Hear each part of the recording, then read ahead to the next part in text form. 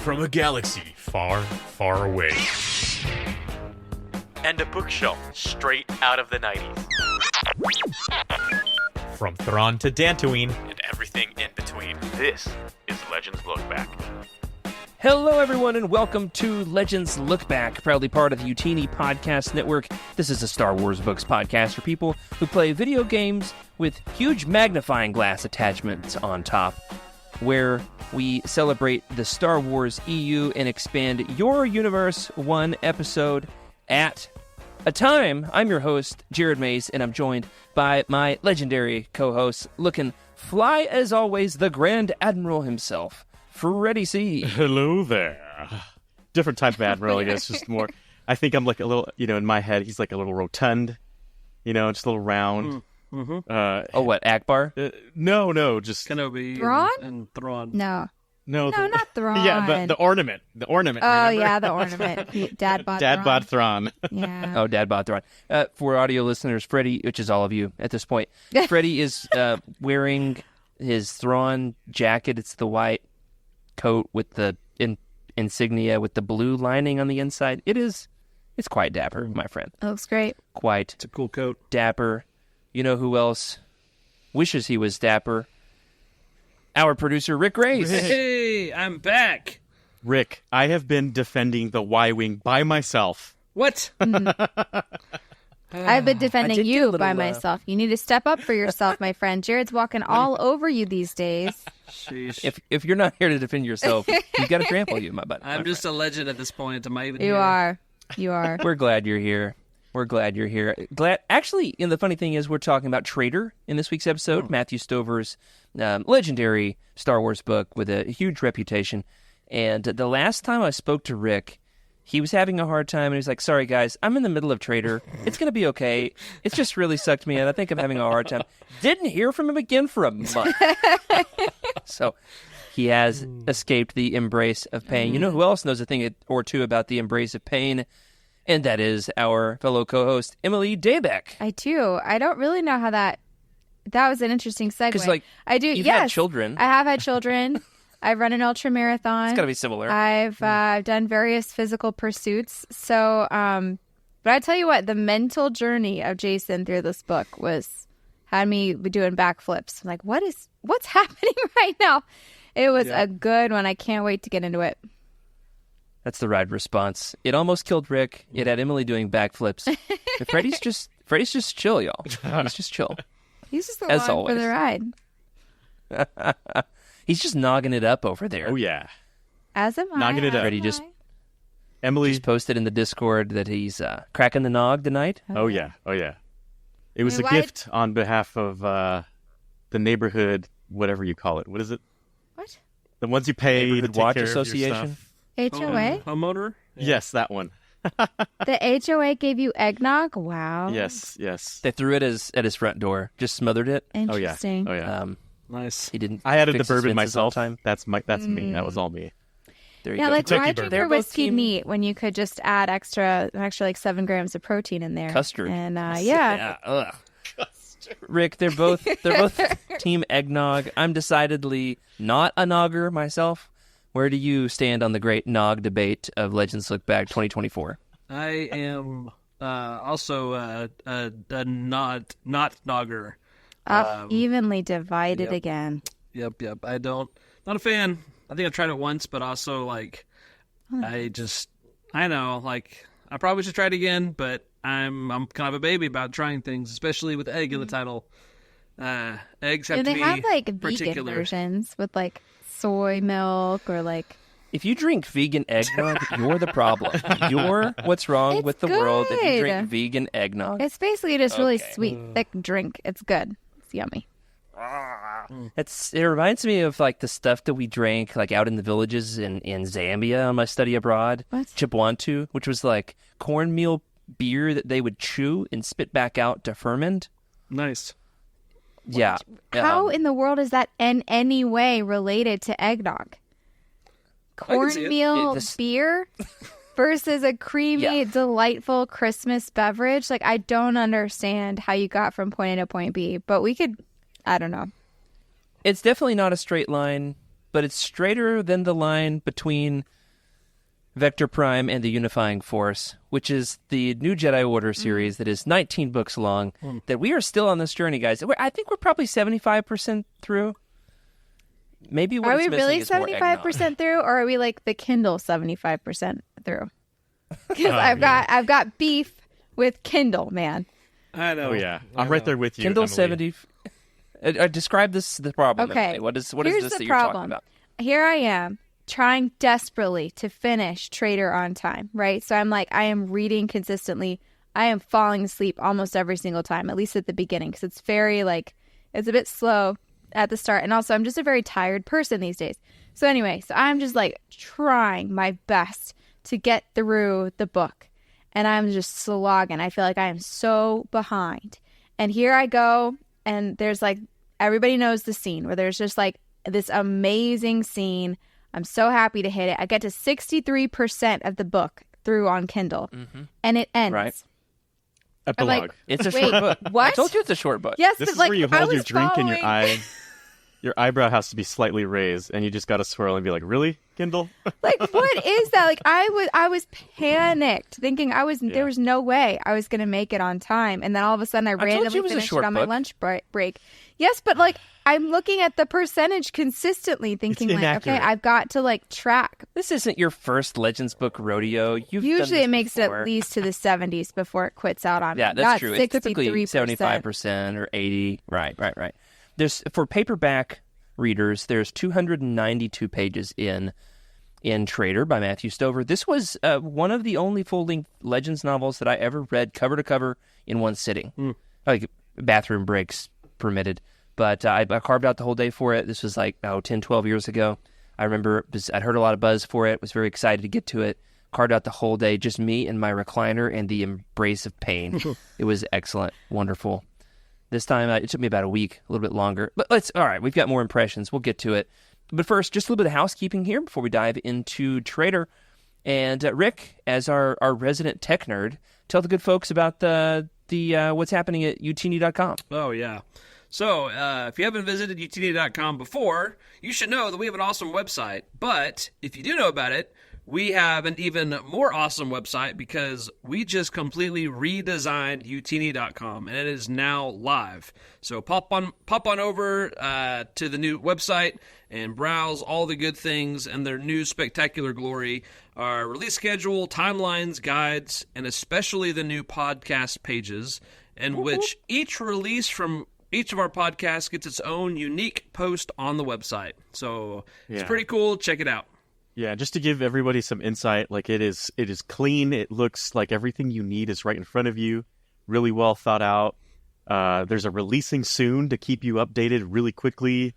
And there's a little sidebar for that too, exactly. which is cool. Yeah, it stays there. It's static. Really filter it by Legends if you want. If you don't have to, but you can. You should, but you don't have to. Looks great on mobile. Looks great on desktop. You can't go wrong with it. It's a pretty sweet. What's redesign. also fun, Corey and the team, the development team, have spent months and months and months on this. A lot of money's gone into it. A lot of heartbreak, heartache, blood, sweat, tears, and eggnog have gone into creating the newly redesigned utini.com. There's more stuff to come, though. We're going to continue to build on this. One thing, guys, that I'm really excited about will be in January, we're going to try to accomplish this. Our monthly episodes where we talk about upcoming Legends releases, video games, action figures, all that good stuff. We're going to turn that into a post on the website. Oh, I love that. So you can click the links for each Legends Look Back, both audio and then on the site. We're going to hook up Legends fans with everything you need to know to stay on top of your Legends fandom. And I just can't wait for that. That's very cool. That's cool. Our RSS feed coming right at you. RSS feed. It's like we're the world brain, if you will, for all the Legends fans out there. Very nice. The Duriums. It's a good connection. But you see what I did there? Yeah. Freddie, we also have one other piece of news here before we get into the show, and that is we were on a break, or we're about to be on a break because it's the holidays. Yeah. Tell the good folks the schedule. We are. I'm so sorry to say this, but we got to take a break. We're taking a break. We should take a break from each other. It's not you, it's us. Yeah, we're taking a little holiday break. We need it. Our brains are constantly reading our world brains, if you would, and it's time to sit down, hang out with the families, and drink some nog, and come up with some ideas for 2025. But we will be back in January, not that far away. And that does Just not take a few mean that weeks you here. are completely Legends Look Back free. You are welcome to join us in the Discord. We regularly respond there. It's a lot of fun just to kind of chill and hang out with your friends that also like Legends. It's a lot of fun. If you think this show is unhinged, Oh, yeah. just wait. It's bad. Yeah. Oh man, That's That's right. And we're going to continue to crank out weekly releases of our sister show. Yes. Our Dr. Jekyll to our Mr. Hyde, if you will, that is Retro Roundhouse. Yes. So weekly releases coming out through the end of the year. You can get caught up with that.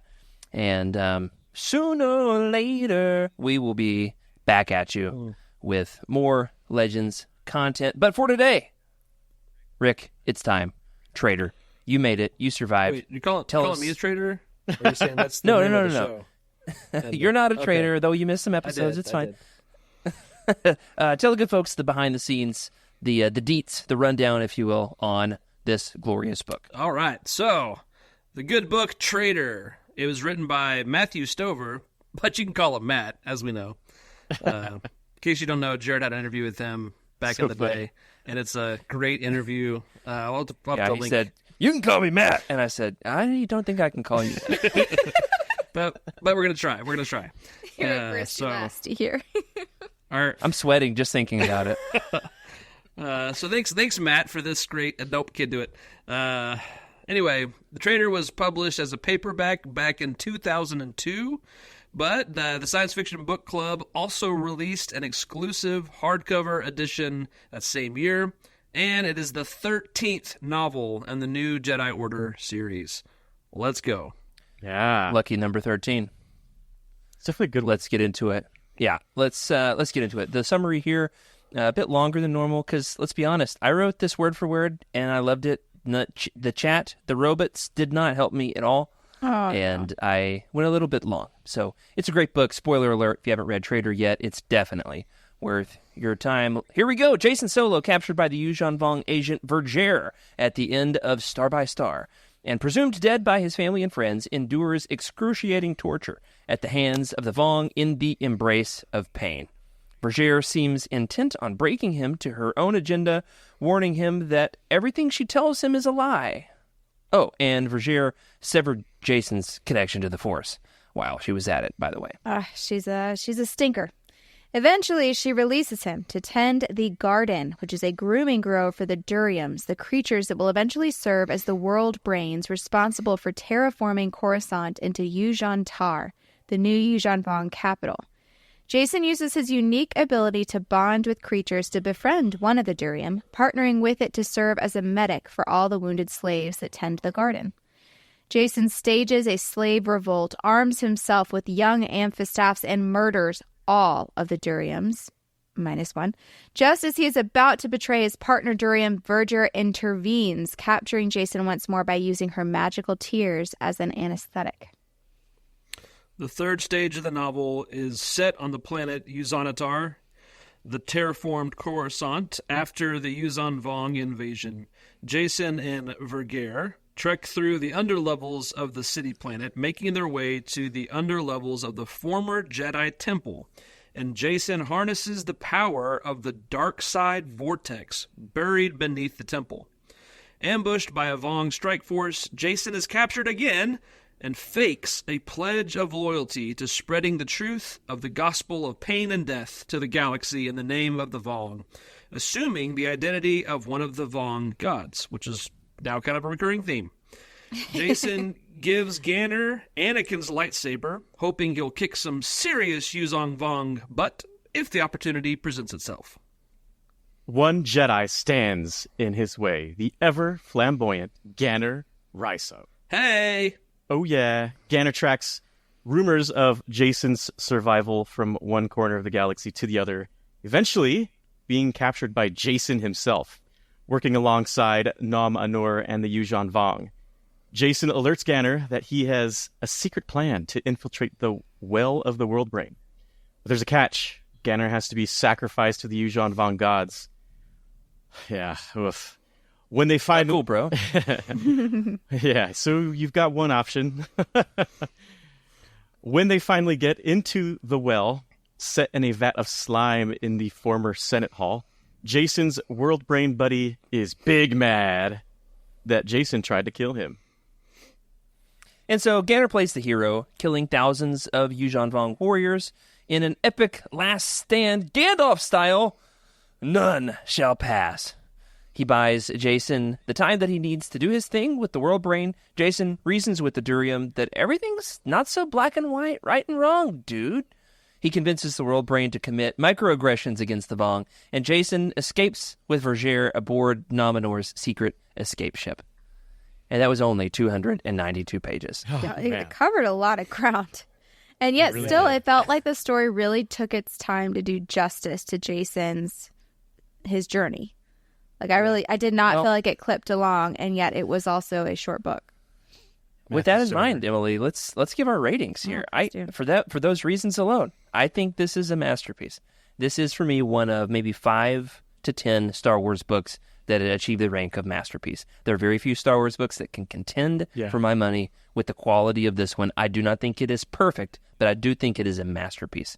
It is so well written, expertly plotted. The character progressions, it's as if Matthew Stover was just on. He was just on one when he wrote this book. All right, masterpiece. What do you guys think? Agree, disagree? I'm right there with you, Jared. I can't really disagree with you at all. The book is so easy to read. You can't stop. This is definitely one. There's a lot of Legends books out there where you can just put it down for a little bit and forget.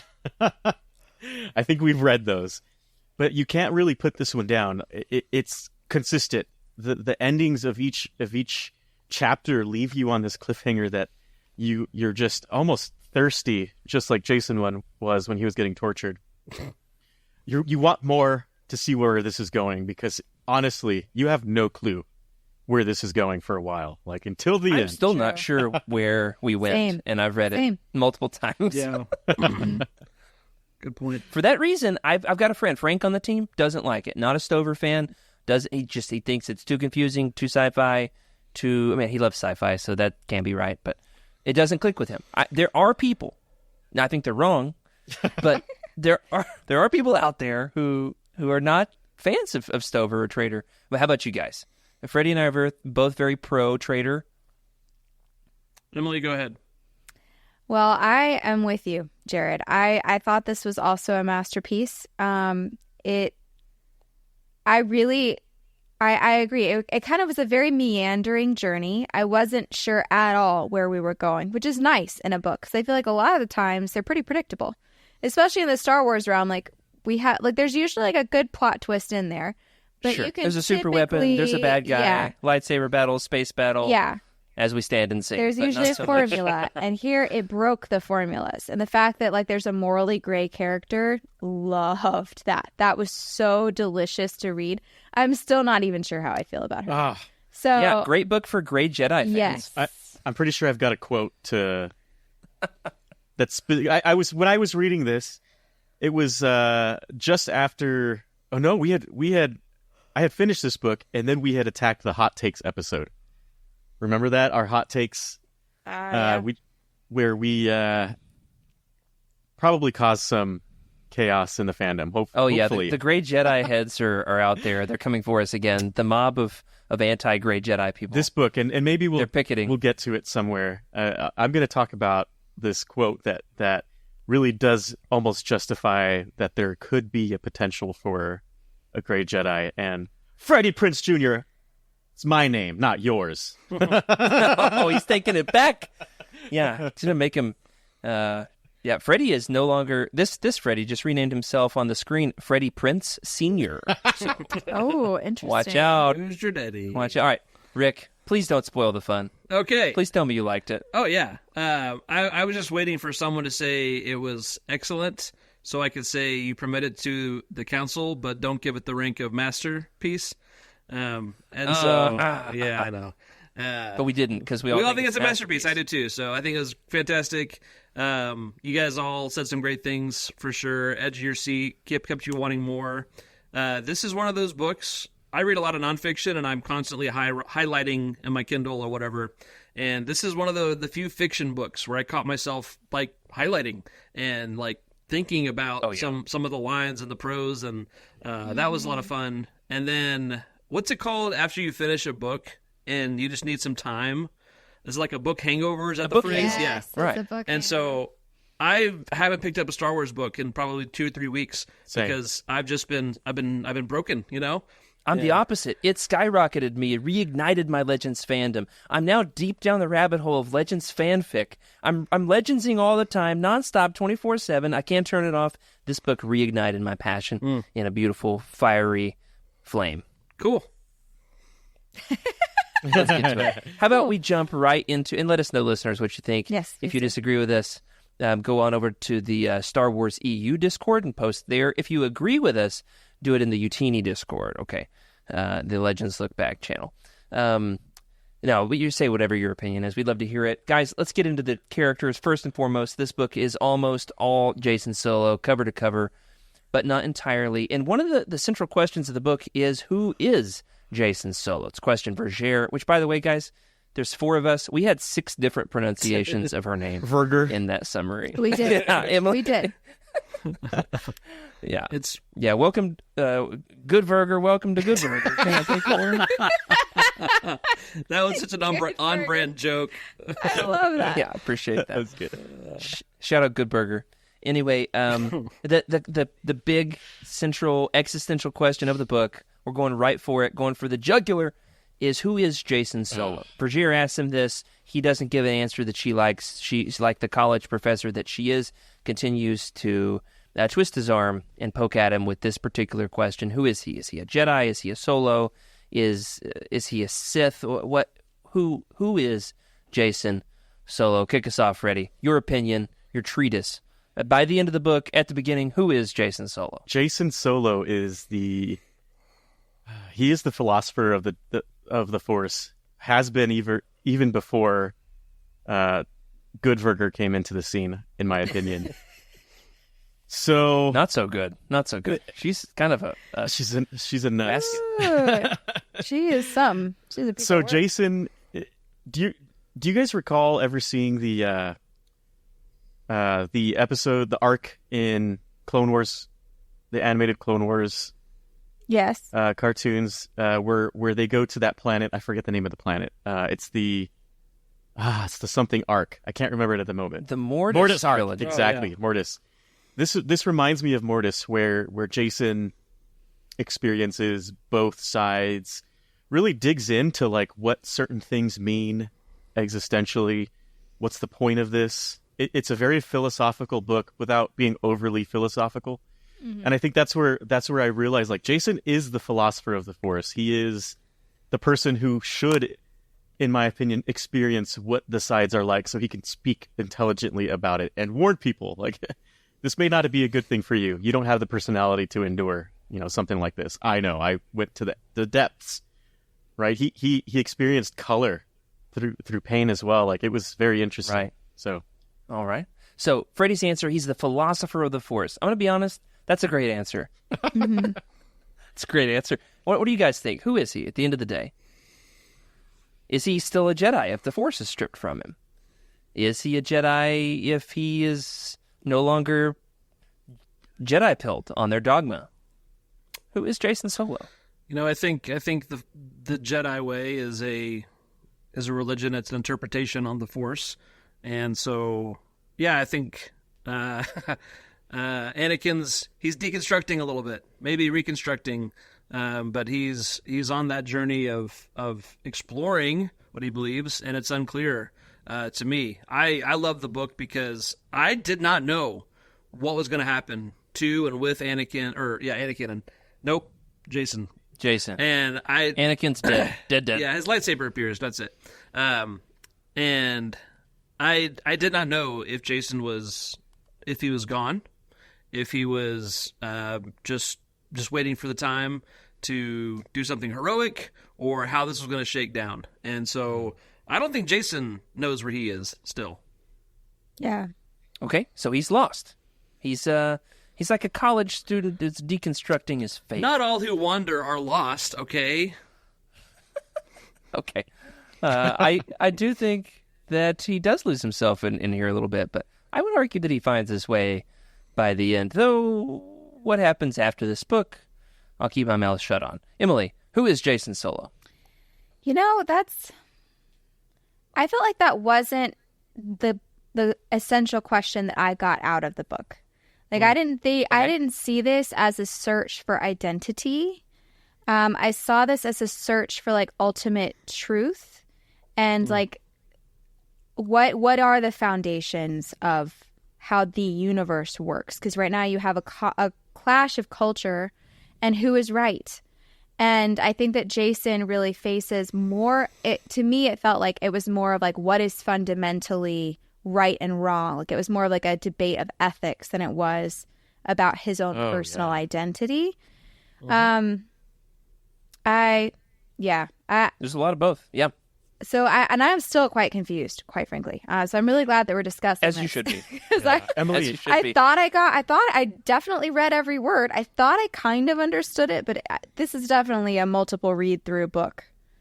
you bring up such a great point, Emily, with kind of exploring the depths and almost exploring the differences between cultures, because there's a point where he gets pissed at the Yuuzhan Vong for how they go about the things that they go about, right? Like the killing of the innocent, Their brutality. Yeah. and almost displaying how they're wrong to the point where almost even the world brain almost understands him at a point where like, yeah, that does make sense. Shouldn't you try to be more collaborative and get more production from certain things instead of the other way? And I don't know, you nailed it. It was like almost, I think it was you or gosh, I don't know who it was, Rick or Emily or Jared. Somebody had pointed out that like at this point it's a battle for morality, right? Like that's where this thing has been turned towards. Maybe it was Carolyn. I don't know. Yeah, maybe so. You know, I actually kind of come out of this almost a little frustrated with Jason's conclusion, and this is me just kind of swimming in the existentialism of it all. The show is the book is so intensely existential, makes Jason question everything that he thought that he knew about the Jedi, about the Force. He's stripped of the ability to use the Force. He has to reinvent his way of connecting with other creatures, with the Yuuzhan Vong even, which is all a little bit odd to me. But at the end of the day, it's as if he still chooses the Jedi way. After everything he went through, being stripped of the Force, deconstructing his view of the light and dark sides, I think his answer at the end is that he's still a Jedi. You can strip all that away, and he's not going to waver from who he is. And I always felt like that kind of undid the whole character arc of the book. Like, where is he really at the end of this that's any different from where he was at the beginning? And I think we'll have to keep reading in future books to find that out. I think he went from being, I guess the way I feel is I think he went from being like I wouldn't say he was a high and mighty Jedi, but he thought Jedi was the right way without really knowing why it was right. And I feel like here he discovered why that path made more sense. And of course, there's more gray area, more wiggle room. He became a gray Jedi after this book. Oh, there it is. He's a gray Jedi.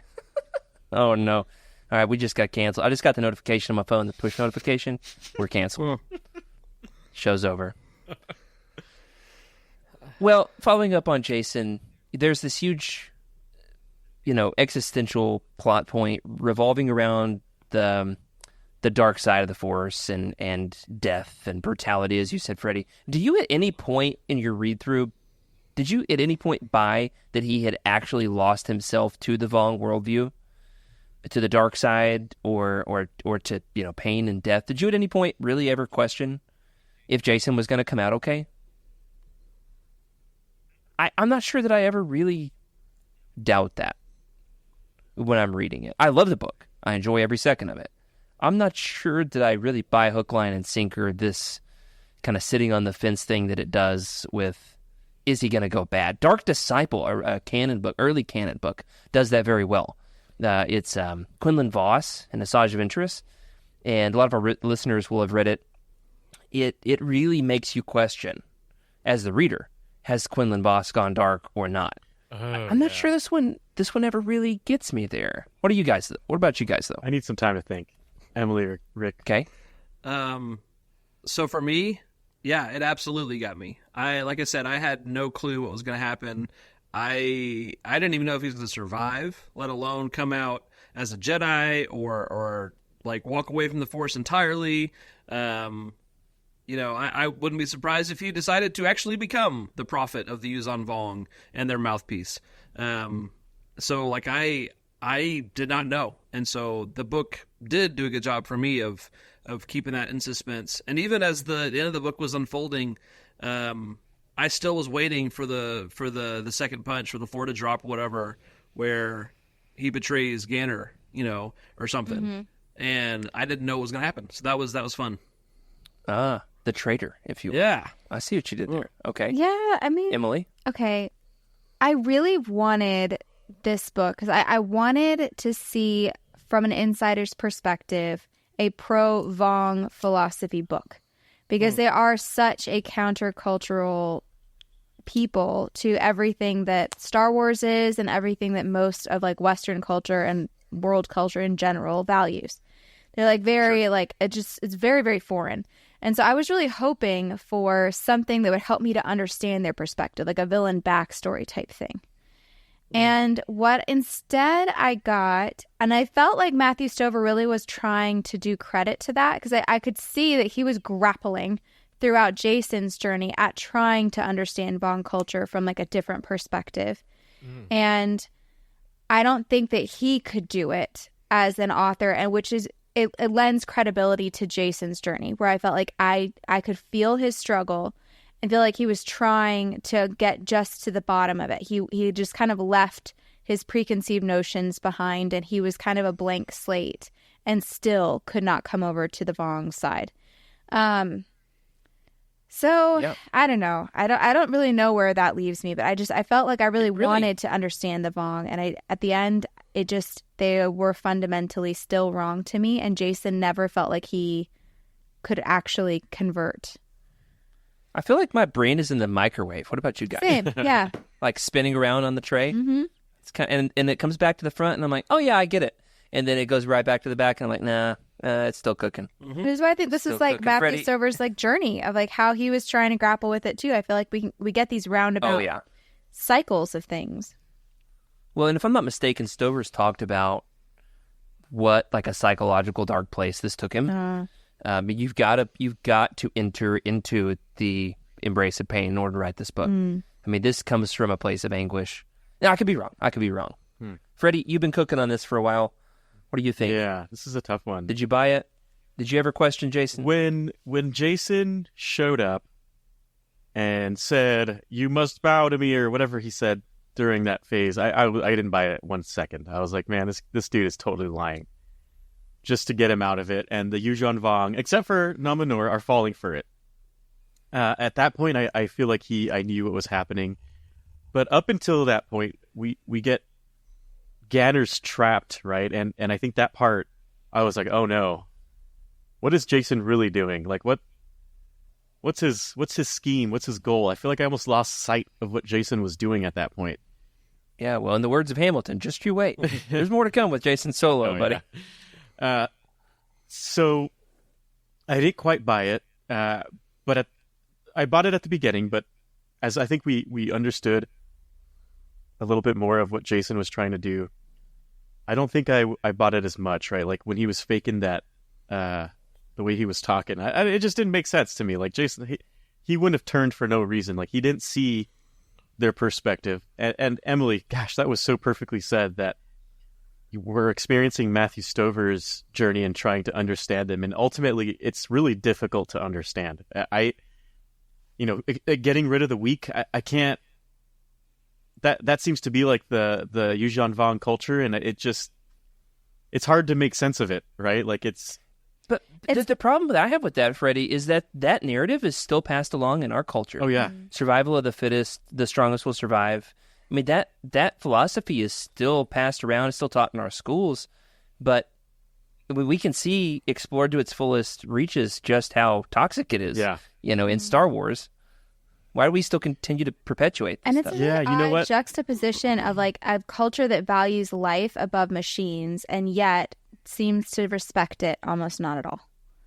Like pain is important and like you're just annihilating races that don't come to the true way. But the whole time I just kept thinking like, okay, but what is your way? Like, because all I see is you just killing people and I don't really understand. Yeah, so they explained it for a Foundation. second there, right? It was like we are born into this world of suffering. Like people die, we get fired, et cetera, like the most sweet thing is release. The sweet release of death. Yeah. And so you're comfortable realizing that your life has no meaning, no purpose. It can be eliminated at a moment's notice. You have no fear that way. Yeah. And you will strive for your goals at the expense of others at any cost. You're not caring about the common good. You are simply pursuing but it's almost Sith-like. It's a mind mender. Oh no, my brain's back in the microwave. I can mine feel it too. again. It's cooking. It's cooking. All right, another existential question for us, guys. Who is the traitor? The titular traitor. Who is the traitor? I think I've got a dozen answers for this one. Yeah? See, Just as soon as I think I've got it figured out, I think, wait a second. Maybe that's not it. that's why the book did a good job for me of not knowing what was going on with Jason. Is because the title, I mean, some of these books have their titles make no sense at all. But this one seemed like a pretty simple, straightforward, well-chosen title. It's literally And so- one word. Lando Calrissian Traitor. and the Mine Harp of Sharu would like a word, my friend. Yeah. And so I was constantly asking that question of who is the traitor. And then there's even times when it even says, like, Ganner has an end of a chapter where he says, Jason Solo is a traitor. And, like, that's such a Right. great moment. And, yeah, that is the question. Who is... But then it says that Jason gives him, after that big grandiose speech Freddie was talking about, it says that Jason turns and gives him a Han Solo, like, wink. Yeah. I know, I love that. That nobody The else. That slow melted wink. my heart. But then I was like, is he cracking me leading him on still? Is this like a double agent kind of thing? Like, what's happening? I didn't know. I had no Okay, let's go around the idea. horn here. I'm a sucker. Let's see if we can come up with 4 different opinions. Everyone in their own corner, take an opinion on who you think is the traitor. Or at least make the case for a character that you believe could be the traitor. All right, I Who wants to feel go like I'll first? go first. Verger, Good yeah. Burger. I don't care how you say her name, but main character energy for a side character. I had no stinking clue what she was doing at almost any given point in time, and at the end of the book, it all came together like she had been like this mastermind that orchestrated everything. So to my mind, she was the traitor with the capital T. We're like, I never knew Emily- what side she was on. Explain, in your opinion, what Verger's agenda is. I honestly don't know. I think Okay, we'll get there. All right. Well, okay. I Chaotic have neutral? a theory. She has this vision in the Force, and I feel like she has her own agenda for sure. I don't think that she's pro New Republic. She's obviously not pro Vong, but she's got something else that she's working based on a prophecy, and I feel like that is her driving force. Is that random prophecy that she had? So she's a fallen Jedi pursuing what she thinks is the will of the Force. Yes. Okay, all right. This is going to continue to be explored. At one point, way farther in the future in Legends continuity, it is extremely severely, monumentally retconned. Oh. And so her story, your opinion on Verger, there are as many opinions on Verger as there are Legends fans. We'll just say that much. All Okay, right. so I can't remember. Does it actually describe that she had Jedi training, or just she was Force sensitive and understood the Force? Well, she was at the temple during when the Jedi were there. And she Okay. mentions being trained at the temple, so it's assumed that she was a Jedi at some point. When she says she was friends with Anakin, That's right. or new Anakin Skywalker, right? Interesting. Okay, all right. Emily says Verger is the traitor. Freddie, you're up. Who is the traitor? Dominor. Nominor. Woo, you love to What see it. an Why? idiot! That dude Yeah. just got had. I don't know. I think he's like a step ahead. Like I don't want to say a step ahead, but he definitely knows Jason is full of himself, and no other Yuuzhan Vong can tell besides Nama Noor. He's just like, oh my gosh. But he's also very self-interested. Like he is Yeah, he's not a believer in the Vong agenda. No, so ultimately he's just like, failure of the Vong. exactly, You traitor. heard it here first, folks. Okay, Nominor has an extremely interesting character arc, especially in the upcoming book that we're going to get to soon. The Final Prophecy is a great Nominor book. Unbelievable the arc that his character goes on from first introduced in Crimson Empire 2 to where he ends up is one of the best in all of Legends for my money. Rick, who is the traitor? All right. The traitor is Jason Solo because he is not what the Vong wanted him to be. He's a traitor to the Yuuzhan Vong. Interesting reason. Yeah, they wanted him to be the twin god that they are able to bend to their purposes, and then he betrays them. Slight side plot thing. Okay, so I really feel like this book, I would have been more convinced that Jason was a traitor if they had showed more of an outside perspective and like some other things that the Vong were doing. Because I felt like they just kind of blindly trusted him at the end, but like all we ever saw was him flipping the switch on him. So like, I felt like it would have benefited from a reasonable doubt perspective if they had just added maybe like Jason did a couple of like really fascinating things that had the Vong like obsessed with his powers. This is where the book's short length, I think, comes up short. Yeah. The book, there's a whole jump between two chapters in which Jason says to Nominor, okay, I'm bought in. I'll join you. I'll work with you when he's captured. And then we see him capturing Ganner in a cantina and saying, like, oh, no, I'm the right-hand man of Nominor. He's gone full Dark Empire. He's like Scooby-Doo Luke. He's decked out in his Darth Vader clothes, and he's like, no, I'm a bad guy now, and capture this Jedi. And I think we needed to see him doing some things with the Vong as a double agent. Yeah, great point. I'm going to hit you with one more option. You ready for this, guys? Yes. This is the big brain answer, if you will. The world brain. Oh, I knew it. I knew it was coming. Oh. See what I did there? Big brain answer. Good one. That's a big brain one. Because, but I do think it's hilarious that basically Jason just convinces him to commit a series of microaggressions against the Vong. Like, we're not really going to betray the Vong hardcore. We're just going to do little things like make their flowers die when they plant their gardens and things like. Things are not going to I love go that, the way though. you think. I love that because it's like what justice can be had, like little justice, little tiny little pranks. Like he's basically just going to be making plants like vines untie the Vong's shoelaces while they walk around Yuuzhan Tar. Like that's my understanding. There might be more that they do with this. I can't remember. My favorite is like among all the slime and tentacles and random glowing bits that are around the world brain, he still manages to tenderly kiss Jason on the forehead at the end. Who wouldn't? That was my favorite. Rick, what were you gonna say? I just realized that this plot is kind of that's not even at all, but just this little bitty tiny part of incepting this nefarious idea is Independence Day of putting the Apple book virus into the mothership. That's what this is. It's just a little virus that is. This is Independence Day pill. This is not long after that movie. No, right? I mean it was 90s. This book is 2002, so My favorite president still to this day. oh, absolutely, hands down. Will Smith. No. Okay. We will not go quietly into the night.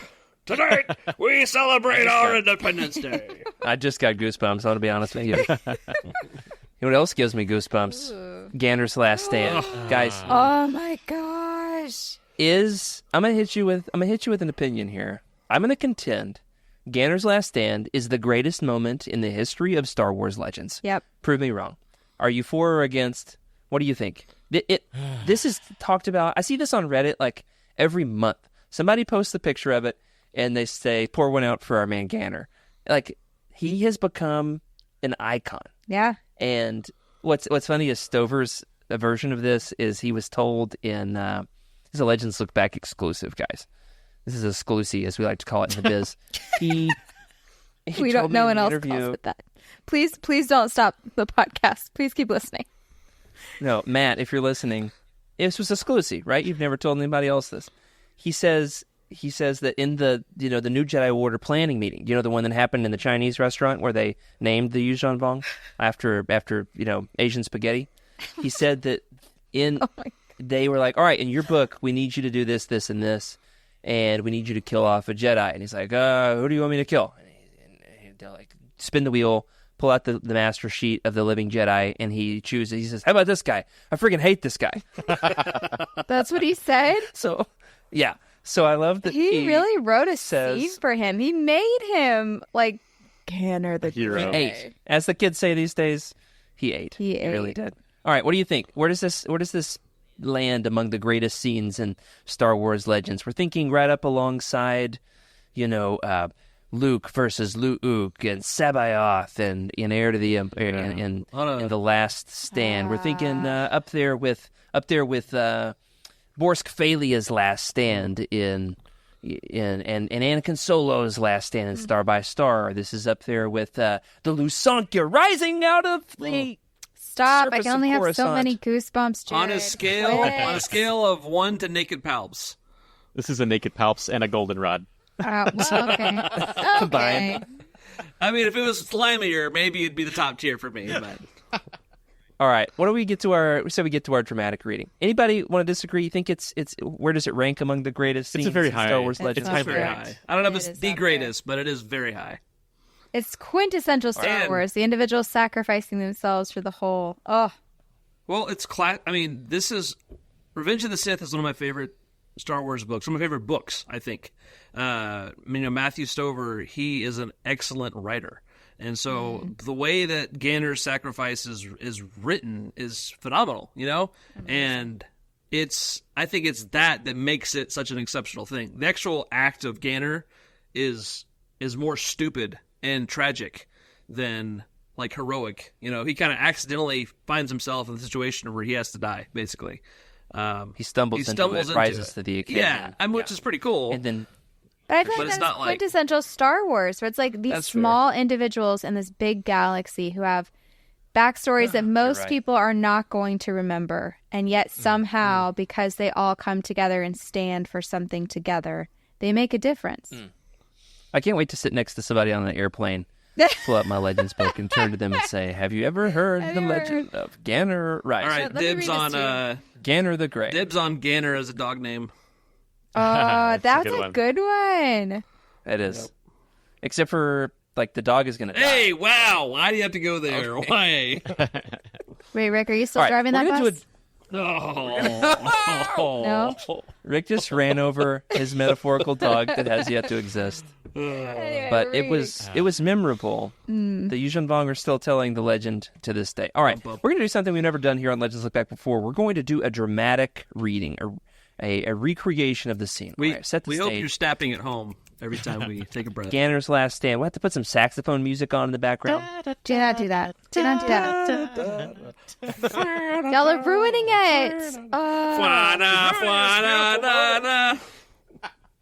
All right, here we go. This is from page 264 and 265 in your paperback copy. Halfway down the page. Here it goes. The smoke thinned and cleared, and the human within the archway didn't look at all like the Ganner Nominor remembered. This Ganner wore only faded brown leggings and battered leather boots. This Ganner was tall, broad-shouldered, and the light from his weapon gleamed on the sculpted muscle of his bare chest. The blade in his hand was steady as the roots of a mountain, and it was not this that made Nominor hesitate, made him run his thin yellow tongue nervously between his filed sharp teeth. It was the light in Ganner's eyes. He looked happy. There are thousands of warriors out here, Nominor repeated, waving a futile fist. You are only one man. I am only one Jedi. You're insane! The man's answering laugh was deep and long and bright, full of joy and freedom. No, I am Ganner. He spun his shining blade in a dazzlingly complex flourish that illuminated the arch around him, making it shine like a rainbow frame for the pure animal grace of his body. "This threshold," he announced through a happy grin, "is mine. I claim it for my own. Bring on your thousands, one at a time or all in a rush. I don't give a damn." His flourish ended with a blade slanted before his chest, and his teeth flashed in the gloom. "None shall pass." There it is. Chill. Yeah, I got the chills right at the back of my Let's go neck. fight a Balrog. I'm ready to go. Get it, Ganner. Yeah. This is his moment. Yeah, Freddie, I was kind of thinking you might go a little bit more Ian McKellen on that one, but Hey, after reading it, he was just too cool, too calm, too collected. He was doing a flourish. He was in the zone. He was. I could see the flourish, though. You really did bring that to life. I definitely did not notice his clothing the first time. I didn't realize he was bare-chested. That's a fun fact. His ween just hanging out there. But then I remember his what now? Yeah, he took a second to shave the chest right before this. He turned around and he said to Nominor, he said, "Hey, wait just a second." Yeah. And he pulled out his little bick and shaved the chest hair just to that capture the little moment. bit. But yeah, I didn't notice that the sentence here. This sentence here, out of context, is hilarious. This Scanner wore only faded brown leggings and battered leather boots.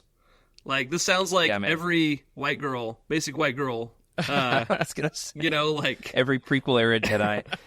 the leggings and boots. Yeah. Okay, great. And then Basic Ganner. Basic Ganner. Yeah. Yeah, if you read that one sentence that said, "This is the greatest scene in Star Wars." You can't have it without the leggings and the boots. I mean, just saying. None shall pass. boots with the though. fur. Is it too derivative? To the boots with the fur. Is it too? Emily loves it when I sing historically.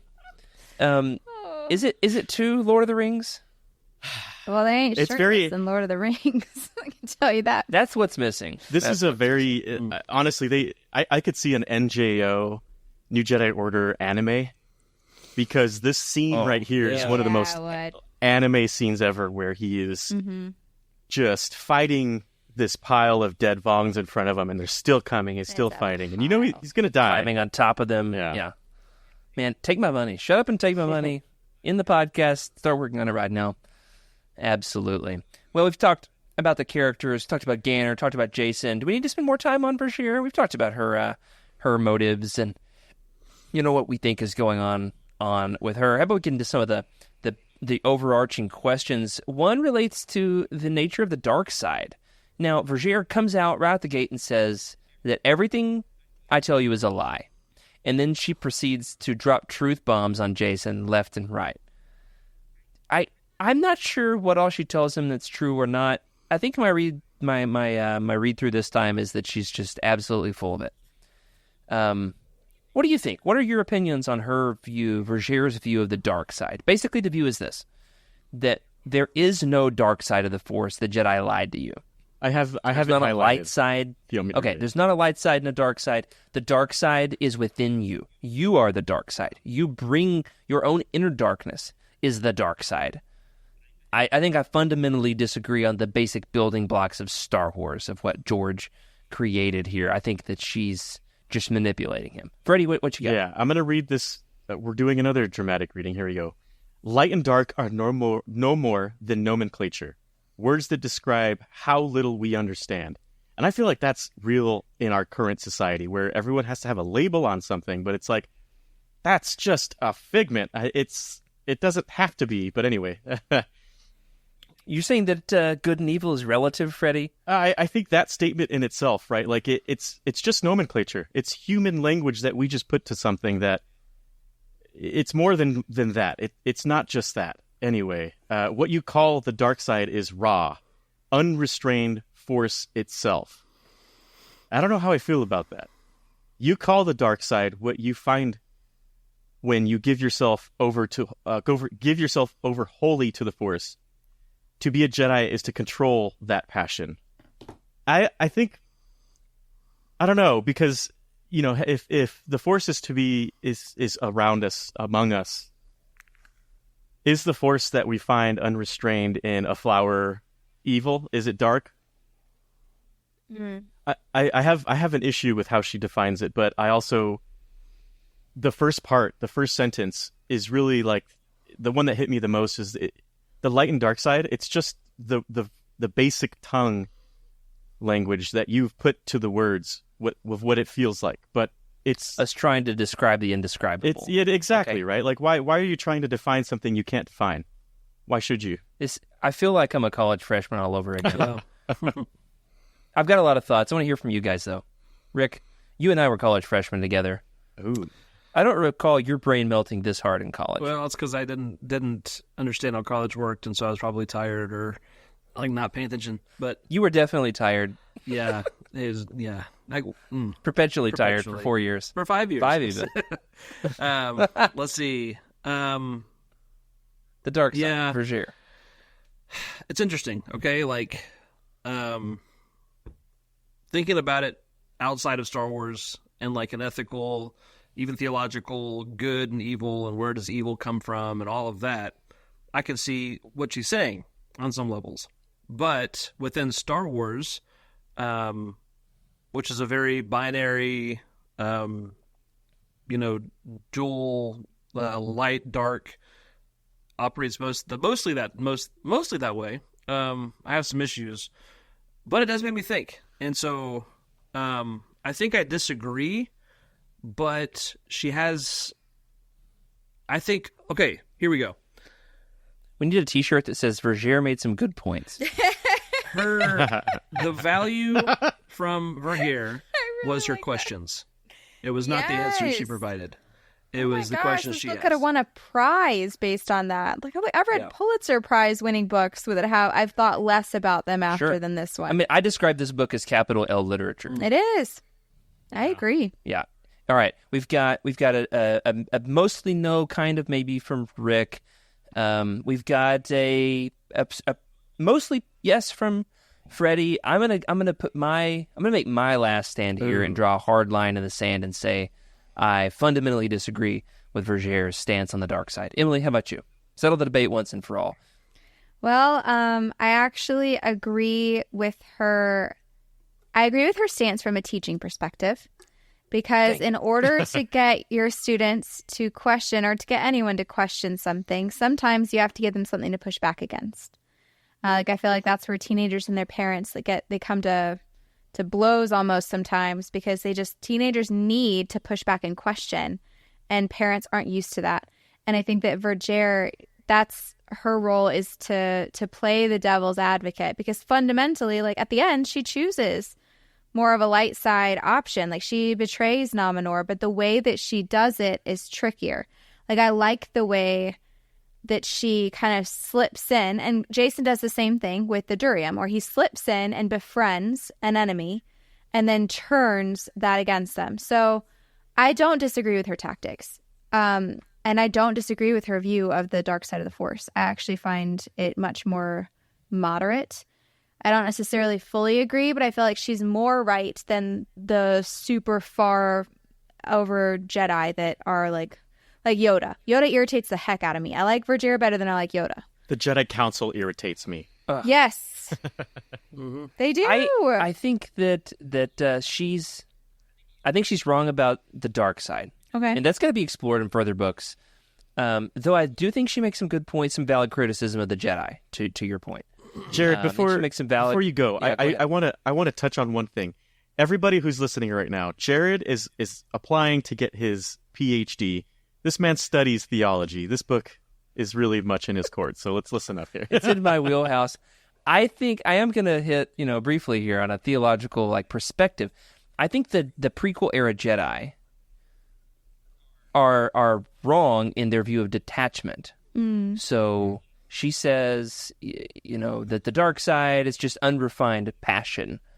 And Yoda says that passion will lead to a dark path, and you can't come back from it, down a path you'll never escape, right? Once you go down the dark path, forever will it dominate your destiny. And so the prequel era Jedi, we find that they are dispassionate. They're taught not to have attachments. And then I think what we see explored in Legends, and I'd like to see this taken a little bit further, it's kind of haphazardly backed into, is that attachment, love, the best attachment, the most virtuous of attachments, is fundamentally what makes the Jedi their best. And so we see Luke's love for his father is what saves the galaxy. And then in Legends, there's a lot of like Jedis having kids. That's Because, true. you know, we don't know a whole lot about the Rabbits. prequels. Yeah, they are, you know. But it's love that characterizes Legends Jedi compared to, you know, the more canon and recent stuff. Love was the missing piece of the prequel era Jedi. So I think that she was wrong about the dark side. She's manipulating Jason into being morally gray and letting his guard down. And I think we will see him slipping a little bit morally because she's broken down that wall.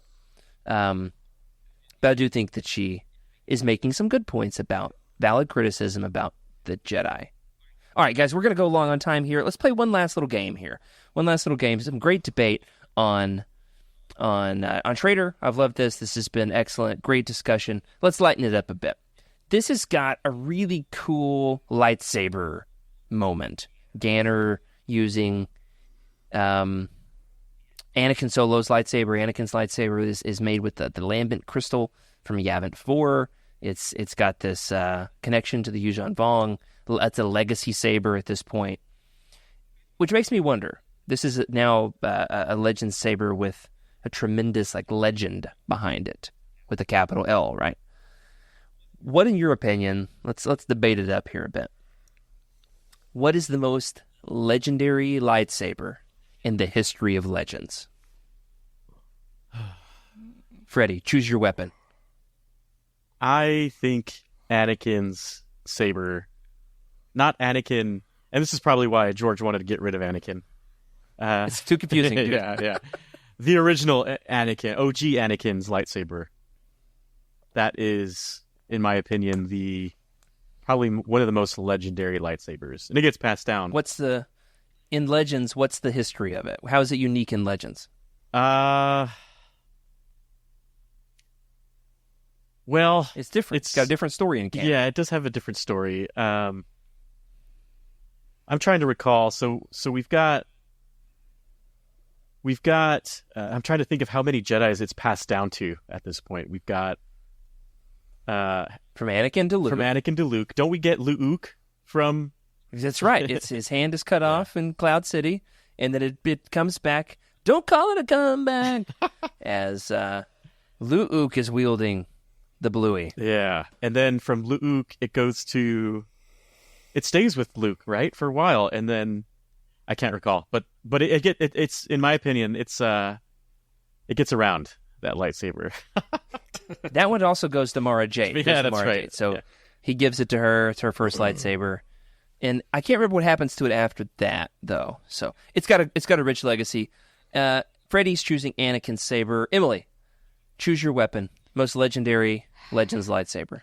Okay, I don't have a strong opinion on this, but I think that the most hilariously ridiculous Legends lightsaber is Corran Horns. Like the fact that he can just like press a button and it gets longer, both like is hysterical from his character, and it changes colors. And it's just like, why is that a good idea? Like, why was that necessary? Sometimes he wants it longer. Well, Well, when he's stroking the saves the medallion, day. what do you expect? No. Listen, it's strategic. There's a scene where he's up against somebody and they're locked in, combat, and then he twists it and it gets longer and he kills them and wins the duel. Twist it, bop it, pull it, do. So I don't know if it's the best one, but it's my favorite because I feel like that just completely embodies Legends. I love Great it. answer, It's great so answer. good. We got Corran in one corner, Anakin Skywalker, Luke, and Mara in the other. Whoa, that's really, odds are stacked against Corran there. Rick, most legendary lightsaber in Legends. I don't know if it's the most legendary, but in this 19-book saga, Anakin Solo's lightsaber is pretty cool. The whole connecting with a lambent crystal, getting it to resonate kind of in the Force-ish, and then powering, like using the Vong's technology against them, not technology, using their biotech against them, is brilliant, and then the way that our guy Ganner goes in there and it's like Sting, you know, Oh, sure. it's just a legendary Lord of the Rings. legendary blade that its enemies fear. No, I've got a theory about this. I'd love people to correct me in the Discord. This is me stepping out into a bridge of a fan theory here. But I just last year, maybe earlier this year, read the Junior Jedi Knights books. I think it was last year. Read the Junior Jedi Knights with Anakin and Tahiri.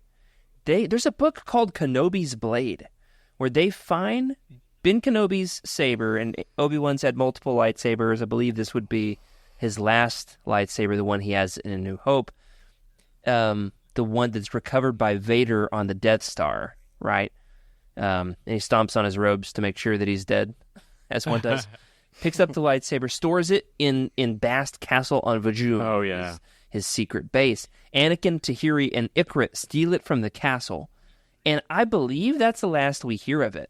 My fan theory is Anakin is using Ben Kenobi's blade. Oh. That Anakin's lightsaber that Ganner uses is Obi-Wan Kenobi's lightsaber. It's a fan theory. Interesting. It's a fan theory. All right, my real answer is Tenel Ka's lightsaber. It's great. It's made out of a Rancor tooth. Heck yeah. And it's silver. And when it malfunctioned when she built it hastily, and Jason Solo friggin' sliced her arm off. Oh, yeah. And it's got a great story behind it. And it's just like the first Rancor tooth lightsaber. That is pretty cool. That's cool. Well, regardless, let us know in the Discord what is your favorite lightsaber in the history of Legends. But that is going to do it for tonight's episode. What fun this book has been. Reignited my my love for reading Legends books. What about you guys? Can't wait to hear what you thought of Traitor. But we're going to take a little holiday break, guys. Have fun reading Destiny's Way. It's only like 600 pages long. Yeah. I know everybody's getting in their stockings this year. Some Legends You know books, who but that'll shouldn't do it. be getting that book? Whoever happens to be on the DoD libraries getting all of my freaking books right before me. Like, wait your turn, okay? Get out of here. Emily's extremely library pilled. If you're the guy, if you are listening to this and you're the person who's taking my books, I want a Skooma Joe. DM. You slide into my DMs. I got words for you. So funny. Slide into Emily's DMs at your own risk. Oh, goodness. But that'll do it for this week's episode of Legends Look Back. If you're looking for some other podcasts to expand your fandom, be sure to check out the rest of our lineup in the Utini Podcast Network, including our sister show, Retro Roundhouse, as well as our comics show, The Cosmic Force, the nitty-gritty minutiae of Star Wars, the Star Wars Archives, the ever the crowd pleaser, the Utini Show, and, of course, for our mortal enemies, the Utini Canon Book Club. And a thank you to the proud members of the United. Special thank you to Brian Dooley, Carl Sander, Anthony Shulo, and Michael Fry on our High Council. Your support has really helped us get to where we're at right now. We can't thank you enough. We'd love to hear from you. If you want your thoughts read on the show, you can email us at legendslookback@utini.com. We're also on Twitter at legendslookback. Let's keep the party going and hop on over to Discord, where we are continuing the conversation with other Utinians about this week's episode in the Legends Books channel. And for real, if you know of anyone who is taking my library books, I need to crowdsource this information on the Discord. Gonna hire a bounty please. hunter. Find them. Yes. All right, that's it for us. Keep exploring, keep sharing, and let's keep on expanding the universe together. May the Force be with you. This is a Utini broadcast.